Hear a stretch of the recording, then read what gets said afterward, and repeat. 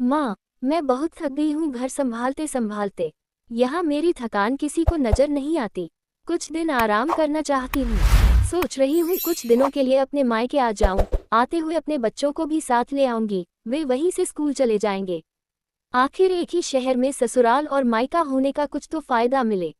हाँ हाँ बेटा, जब तेरी इच्छा हो आ जाना, आखिर ये तेरा भी तो घर है। ठीक है माँ, तो मैं कल ही आ जाऊंगी, नम्रता खुश हो बोली। हाँ बेटा, कल आ जाओ, मैं तुम्हारा इंतजार करूंगी। अभी मैं फोन रखती हूँ, मुझे मंदिर भी जाना है। कमला जी ने फोन रख दिया और सीधे किचन में गई। किचन में खाना बना रही बहू से बोली, अरे अनुपमा सुनो, कल तुम्हारी ननंद आ रही है। आज बाजार जाकर फल सब्जी और मिठाइयाँ लेकर आना। बेचारी मेरी बेटी ससुराल में नौकरों की तरह काम करती है और उस पर कोई ध्यान ही नहीं देता। यहाँ आएगी, कुछ दिन रहेगी तो उसका मन और तबीयत अच्छे रहेंगे। सास के मुंह से ऐसी बातें सुनकर अनुपमा का चेहरा उतर गया। वह मन ही मन सोचने लगी, काश आपको मेरी थकावट भी नजर आती। मैं भी दिन रात झाड़ू पोछा, बर्तन खाना बनाना, मार्केट जाना और हर वह काम करती हूँ जिससे हमारे परिवार वालों को कोई दिक्कत ना हो।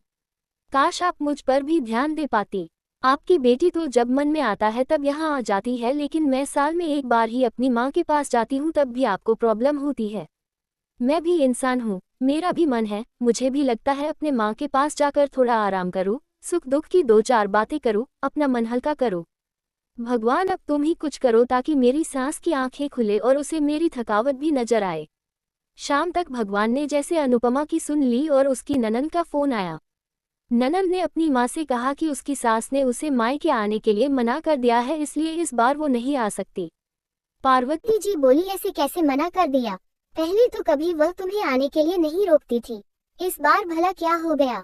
लाओ मेरी बात कराओ उसने, मैं समझती हूँ।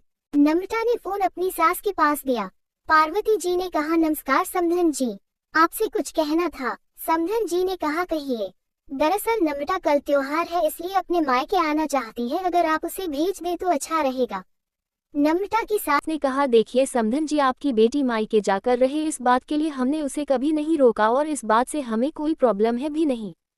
कुछ दिनों पहले मैं अपने रिश्तेदार की शादी में गई थी, वहां आपकी बहू अनुपमा की माता जी से मिलने का मौका मिला। उनसे गपशप करने के दौरान उनकी बातों से पता चला कि अनुपमा को साल में एक ही बार अपने मायके जाने को मिलता है और वह भी बहुत कम समय के लिए। मुझे लगता है आपको पहले अनुपमा को उसके मायके भेज देना चाहिए और वह जब मायके होकर आ जाएगी तो मैं नम्रता को आपके पास भेज दूंगी। एक बहुत जरूरी बात जो मुझे लगता है आपको समझ लेनी चाहिए कि आपको अपनी बहू को भी बेटी की तरह या बेटी से भी ज्यादा प्यार देना चाहिए। उसे भी मायके जाने की इच्छा होती होगी। हो सकता है नम्रता के वहां आने से उसकी आवभगत करने के लिए आप उसे उसके मायके नहीं भेजती होंगी, या फिर वह आपसे कुछ कहने से अभी डरती हो।